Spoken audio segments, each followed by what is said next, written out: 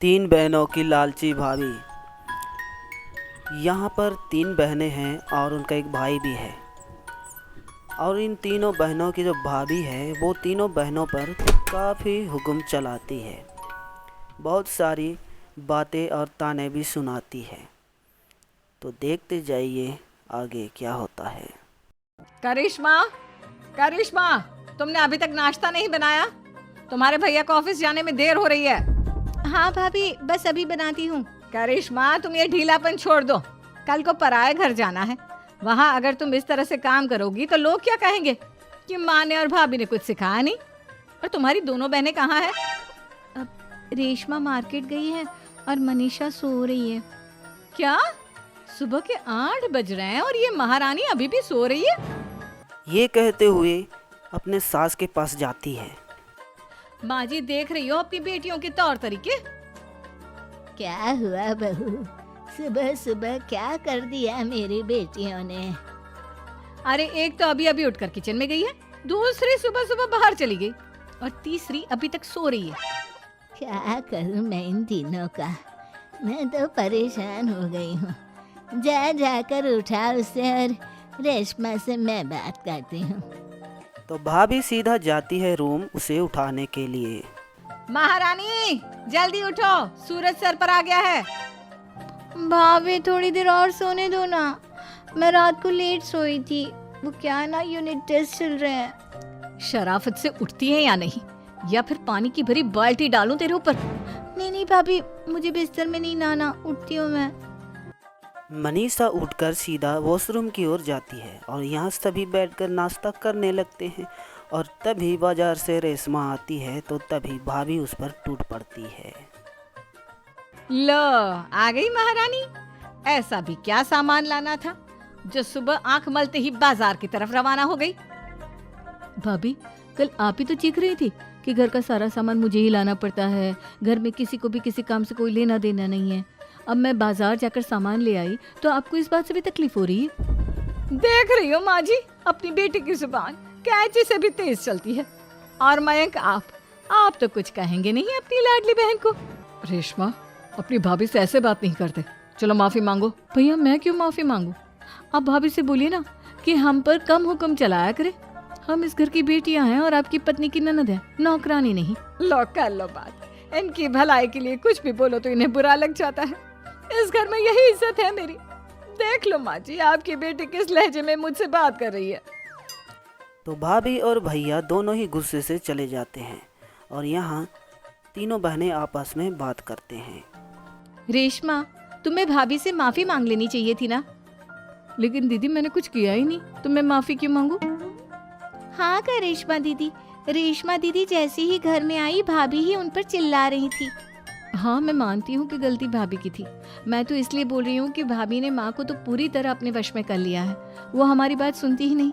मयंक भैया हमारे लिए हमेशा खड़े रहते हैं, इसलिए उनकी बात का मान तो तुम्हें रखना चाहिए था ना। कोई फायदा नहीं दीदी, कुछ दिनों की बात और है, भाभी उन्हें भी हमारे खिलाफ भड़का देंगी। फिर वो भी माँ की तरह हमारी किसी बात का विश्वास नहीं करेंगे। इसी तरह भाभी अपने तीनों ननदों को किसी न किसी बात पर हमेशा परेशान करती थी। और एक दिन भैया उन तीनों के लिए गिफ्ट लाते हैं। करिश्मा, ये तुम्हारे लिए हार का सेट। रेशमा, तुम्हारे लिए सुंदर सी ड्रेस। और मनीषा, तुम्हें किताबें पसंद है ना, तुम्हारे लिए किताबें लाया हूँ। थैंक यू भैया। थैंक यू भैया। थैंक यू भैया। करिश्मा, तुम्हारा नेकलेस कितना सुंदर है। ये भैया कहाँ से ले आए होंगे? मैंने भैया को 3 दिन पहले फोन पर ये डिजाइन दिखाया था और आज भैया ये ले आए। इसी तरह भाभी अपने तीनों ननदों के जो गिफ्ट हैं उसे देख करके जलती थी और करिश्मा का नेकलेस भी पसंद था। अपनी बहनों के लिए कितना अच्छा नेकलेस लेकर आए हैं। मुझे कभी कोई गिफ्ट नहीं दिया, आज ही ये हार चुरा लिया। तो इसी तरह से नेकलेस चुरा के ले जाती हैं भाभी। और तीनों ननदों के कुछ भी सामान अच्छा लगता है तो भाभी मांगती नहीं है, सब चुरा के ले जाती है। इसी तरह से दिन बीतते गए। तो एक दिन भैया अपने 2 बहनों के लिए रिश्ता लेकर के आ जाते हैं और घर में भी बता देते हैं। माँ, करिश्मा और रेशमा के लिए बहुत अच्छा रिश्ता आया है। वो लोग कल इन्हें देखने आ रहे हैं। आप और सविता मिलकर सारी तैयारी कर लेना। ये सुनकर के रेशमा और करिश्मा काफ़ी खुश होते हैं, लेकिन भाभी सोचते रहती है अगर इन दोनों बहनों की शादी हो गई तो घर और बाहर का काम कौन करेगा? मनीषा तो 1 नंबर की कामचोर है, उससे तो किसी बात की उम्मीद लगाना ही बेकार है। मुझे इस शादी को रोकना होगा। तो अगले ही दिन लड़के वालों का स्वागत के लिए तैयारी चलता है और मयंक अपने दोनों बहनों से कहता है, तैयार हो गई तुम दोनों? देखो दोनों लड़के बहुत अच्छे हैं, मैं कोई कसर नहीं छोड़ना चाहता, इसलिए तुम उनके सामने अच्छे से बिहेव करना और अपनी भाभी से लड़ने मत लग जाना। करिश्मा, तुम वो नेकलेस पहन लो ना जो मैं तुम्हारे लिए लाया था। भैया मैं बहुत देर से वो नेकलेस ढूंढ रही हूँ, लेकिन मुझे मिल ही नहीं रहा। क्या तुमने नेकलेस खो दिया? तुम्हें पता भी है वो कितना महंगा था? तुम कोई काम ढंग से नहीं कर सकती। मयंक वहाँ से गुस्सा होकर के चले जाते हैं और कुछ ही क्षण में लड़के वाले भी आ जाते हैं और दोनों बहनों को पसंद भी करते हैं, लेकिन भाभी का दिमाग में कुछ अलग ही खिचड़ी पक रहा है। तो पंडित के पास जा करके भाभी जी कहती है कि कुंडली चेंज कर दो। पैसे दे करके वो कुंडली चेंज करवा देती है और अगले ही क्षण घर में फोन आ जाता है। बहन जी, हमने करिश्मा की कुंडली अपने पंडित जी को दिखाई थी। आपकी बेटी की कुंडली नहीं बल्कि दोषों का पिटारा है। देखिए, मैं और मेरे पति इन सब बातों में बहुत विश्वास करते हैं, इसलिए हम आपकी बेटी से अपने बेटे की शादी नहीं करा सकते। तो इस तरह से करिश्मा का रिश्ता टूट जाता है और उसके घर वाले काफ़ी दुखी होते हैं, लेकिन भाभी जी के दिमाग में कुछ अलग ही खिचड़ी पकता है, तो वो भी रेशमा का भी रिश्ता तोड़ने का प्लान बनाती है। तो एक अननोन मोबाइल लेकर के वो रेशमा के ससुराल वालों को कॉल करती है और रेशमा के बारे में कुछ उल्टा सीधा बता देती है, जिससे कि वो रिश्ता टूट जाए। हेलो, मैं कौन हूँ कौन नहीं ये आपके लिए जानना ज़रूरी नहीं। बस इतना सुन लो कि रेशमा का 2 साल से किसी के साथ अफेयर चल रहा है। बस भाभी जी के इतना कहते ही रेशमा का भी रिश्ता टूट जाता है। तभी घर वाले रेशमा से पूछते हैं उस लड़के के बारे में जिसके बारे में वो जानती तक नहीं है। आप दोनों मुझे क्यों परेशान कर रहे हो? अरे कोई लड़का होगा मेरी लाइफ में तो मैं बताऊंगी ना। जब कोई है ही नहीं तो कहाँ से लाऊं मैं कोई लड़का? तो तेरे होने वाले ससुराल वालों को फोन किसने किया था? माँ मैं नहीं जानती किसने फोन किया था, मैं सच कह रही हूँ। मैं तो पहले ही कह रही थी इसकी लगाम खींच कर रखो, लेकिन मेरी सुनता ही कौन है। आप चुप रहिए भाभी, ये सब आपका ही किया धरा है।